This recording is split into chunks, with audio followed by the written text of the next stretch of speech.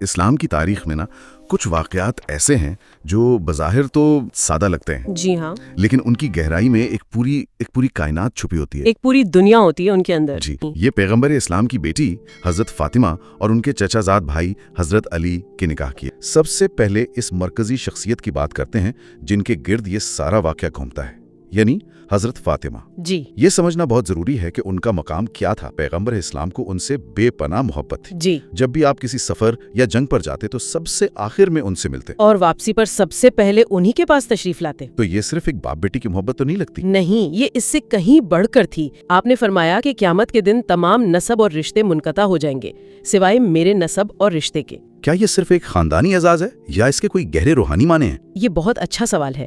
دیکھیں، یہ صرف ایک خاندانی اعزاز کی بات نہیں ہے۔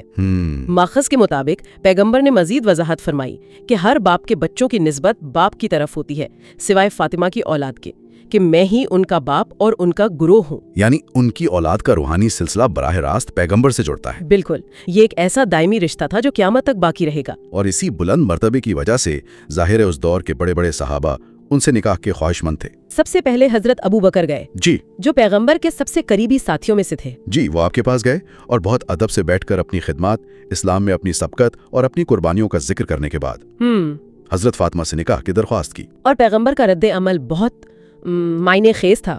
انہوں نے کوئی جواب نہیں دیا، نہ ہاں نہ نہ، کچھ بھی نہیں؟ کچھ بھی نہیں۔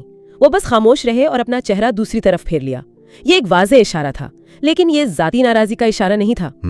حضرت ابو بکر اس خاموشی سے بہت افسردہ ہوئے۔ وہ حضرت عمر کے پاس جا کر کہنے لگے کہ میں تو ہلاک ہو گیا، میرا سب کچھ برباد ہو گیا۔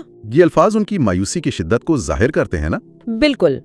لیکن پھر حضرت عمر نے سوچا کہ شاید وہ کوشش کر کے دیکھیں۔ جی، وہ بھی پیغمبر کے پاس گئے اور اسی طرح اپنی خدمات کا ذکر کیا اور نکاح کی درخواست کی۔ اور ان کے ساتھ بھی بالکل وہی ہوا؟ بالکل وہی۔ پیغمبر نے کوئی توجہ نہ دی اور خاموشی اختیار کر لی۔ تو اب جب دو عظیم ترین شخصیات کو ایک ہی طرح کا جواب ملا تو یہ بات تو واضح ہو رہی کہ معاملہ ذاتی پسند ناپسند کا نہیں ہے۔ جی ہاں، بالکل۔ اور دوسرے لوگوں نے بھی جب کوشش کی تو انہیں پیغمبر نے صاف صاف کہہ دیا کہ اس کا معاملہ اللہ کے حکم کا منتظر ہے۔ اس سے یہ ظاہر ہو گیا کہ پیغمبر اس فیصلے میں اپنی مرضی شامل نہیں کر رہے تھے، وہ کسی اور چیز کے، کسی بڑے حکم کے منتظر تھے۔ اس میں ان صحابہ کی شان میں کوئی کمی نہیں کی ہے نا؟ نہیں، ہرگز نہیں، بلکہ اس رشتے کی اہمیت کو اور بھی بڑھا دیا کہ اس کا فیصلہ انسانی سطح پر نہیں ہونا تھا۔ وہ سمجھ گئے کہ اگر کوئی اس رشتے کا اہل ہو سکتا ہے تو وہ وہی ہیں۔ تب انہوں نے فیصلہ کیا کہ وہ خود جا کر حضرت علی کو اس بات پر آمادہ کریں گے۔ جی، وہ حضرت علی کے پاس پہنچے جو ماخذ کے مطابق اس وقت اپنے باغ میں کھجور کے پودوں کو پانی دے رہے تھے۔ اور جب انہوں نے حضرت علی کو یہ مشورہ دیا تو ان کا جواب وہ ان کی شخصیت کی عکاسی کرتا ہے۔ بالکل، انہوں نے کہا مجھے تو شرم آتی ہے کہ میں ایسی خواہش کروں۔ یہ پیغمبر کے لیے بے پناہ احترام اور حیا کی وجہ سے تھا۔ وہ جانتے تھے کہ کتنے بڑے لوگ یہ درخواست کر کے ناکام ہو چکے ہیں، لیکن حضرت ابو بکر نے انہیں قائل کیا کہ یہ ان کا حق ہے۔ وہ انہیں اپنے ساتھ لے کر پیغمبر کی خدمت میں حاضر ہوئے۔ حضرت علی وہاں پہنچے، کندھے پر ایک چادر ڈالے ہوئے، اور پیغمبر کے سامنے انتہائی ادب سے سر جھکا کر بیٹھ گئے۔ وہ اتنے شرما رہے تھے کہ ان سے بات نہیں ہو پا رہی تھی۔ یہ خاموشی خود ایک گفتگو تھی۔ پیغمبر نے ان کی حالت کو بھانپ لیا اور خود پوچھا، علی کیسے آنا ہوا، کوئی کام ہے؟ تب حضرت علی نے ہمت کر کے سیدہ فاطمہ سے نکاح کی خواہش کا اظہار کیا۔ جی، یہ نقطہ بہت اہم ہے۔ پیغمبر نے اپنے سب سے قریبی ساتھیوں کو تو یہ کہہ کر منع کر دیا کہ یہ اللہ کا معاملہ ہے۔ جی ہاں۔ لیکن جب حضرت علی آئے تو ان سے مہر کے بارے میں پوچھا۔ پیغمبر کا حضرت علی سے یہ پوچھنا کہ تمہارے پاس مہر کے لیے کچھ ہے، اس فیصلے پر اجازت طلب کرنا نہیں تھا، تو پھر کیا تھا؟ بلکہ اب اس آسمانی فیصلے کو زمینی حقائق اور اسلامی قانون کے مطابق پورا کرنا تھا۔ تو حضرت علی نے کیا جواب دیا؟ حضرت علی نے بڑی سادگی سے عرض کیا کہ میرے پاس تو بس ایک گھوڑا ہے اور ایک ذرا یعنی آرمر۔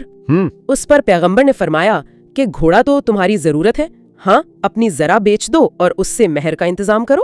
انہوں نے حضرت علی کو حکم دیا کہ جاؤ اور مہاجرین و انصار یعنی تمام صحابہ کو مسجد میں جمع کرو۔ جی، یہ واضح تھا کہ اب کوئی بہت بڑا اور عوامی اعلان ہونے والا ہے۔ جب سب لوگ جمع ہو گئے تو پیغمبر منبر پر تشریف لے گئے، اللہ کی حمد و ثنا بیان کی اور پھر ایک ایسا اعلان فرمایا جس نے سب کو حیران کر دیا۔ انہوں نے فرمایا کہ ابھی ابھی میرے پاس جبرائیل آئے تھے اور اللہ کا پیغام لائے ہیں۔ اور وہ پیغام کیا تھا؟ پیغام یہ تھا کہ اللہ تعالیٰ نے تمام فرشتوں کو بیت المعمور کے پاس جمع کیا ہے۔ ایک سیکنڈ، بیت المعمور یہ کیا ہے؟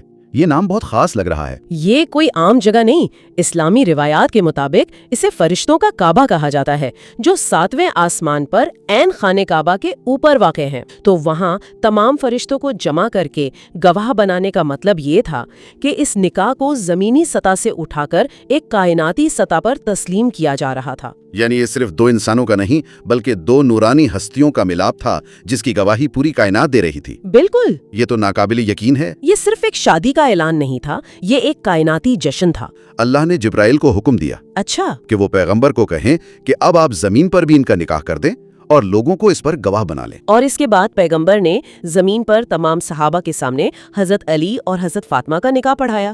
یہ کہانی ہمیں ایک مختلف سوال پوچھنے پر مجبور کرتی ہے۔ وہ کیا؟ کہ کیا ہو اگر سب سے اہم اور بابرکت جوڑ وہ ہوں جن کی بنیاد کسی اعلیٰ مقصد یا آسمانی تقدیر پر ہو۔